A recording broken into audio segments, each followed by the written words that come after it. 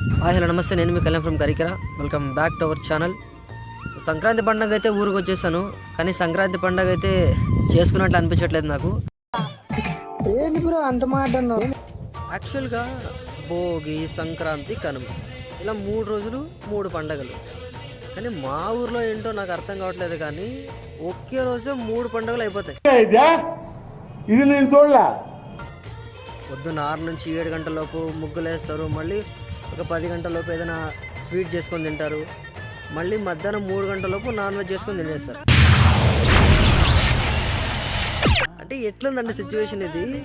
ఎవరైనా సరే పండగ మొత్తం అయిపోయిన తర్వాత నాన్ వెజ్ చేసుకొని తింటారు, కానీ మా ఊరు సైడు నాన్ వెజ్ తినడం కోసం పండగ చేస్తారు. అడ్రస్ చెప్పు, నీది ఒకసారి అడ్రస్ పెట్టు, నాకు పెట్టు అడ్రస్ పెట్టు, ఫాస్ట్ పెట్టు అడ్రస్ నువ్వు. ఇది మా ఊరు స్టైలు. సో అందరు ఊర్లో ఎట్లా చేసుకోరు. సో బట్ మీ ఊర్లో ఎట్లయితే పండగ చేస్తారో కామెంట్ చేయండి.